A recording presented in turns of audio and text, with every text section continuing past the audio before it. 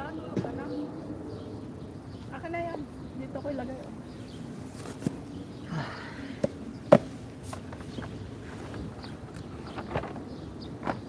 Oh.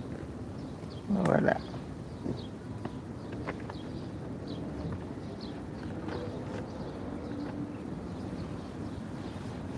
Ang haba ng buhit.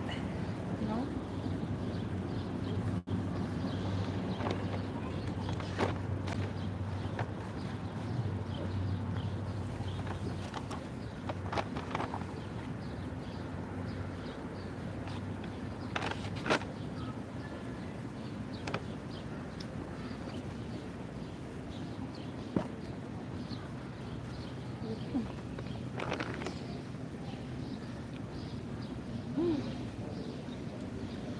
Ano may allergy? Mata-mata?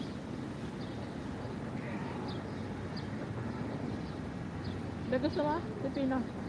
Hindi, babe. Nahugasan mo? Oo, meron. Meron ano doon. Gumagana Fountain. naman yung ano. Nilinis ko yung gripo natin. Pag run ko ng cold water, inalis ko yung aerator. Pag gana ng tubig, kulay brown. Halawang, no? Sa kubeta? Kusina. Tapos, tinatakbo ko ng matagal. Kaya pag kasasalak ka ng tubig, i-run mo muna yung malamig na tubig na matagal na matagal.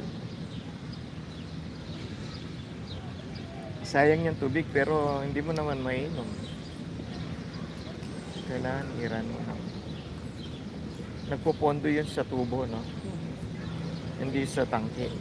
Kasi alam ko treated yung sa tangke. Mataas lang ang chlorine content. Kaya gusto kong bumili ng pang test ng tubig. Pero hindi rin effective kasi yung metal at saka minerals hindi naman niya matitrace. Ano lang yung mga kung pH level lang, ganun. Wala lang nasusukat. Oo. Sa ano na yun yan, ng mga microbiologist na yan na.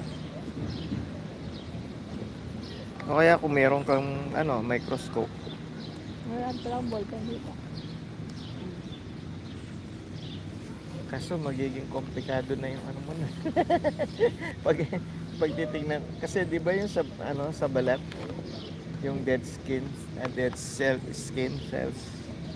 Pag titingnan mo siyang ganun, makikita mo sa microscope buhay na buhay pala, no?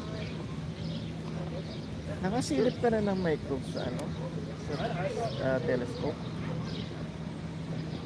Sa chemistry nyo, hindi ba? Chemistry lab. Sa TV lang.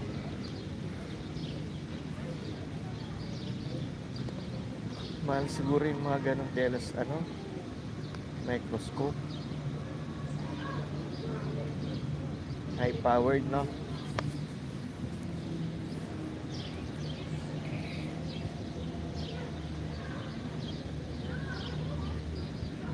$53 na pala akong nagbablog.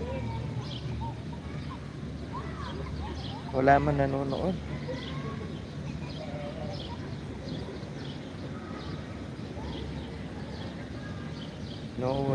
Nobody but you. Nobody but you.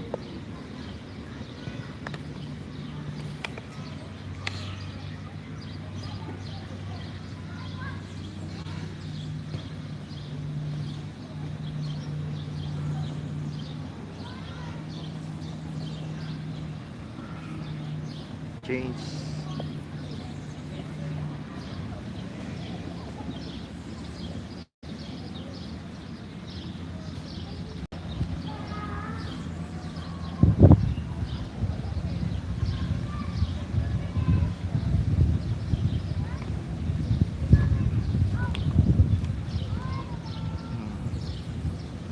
Yan yung araw.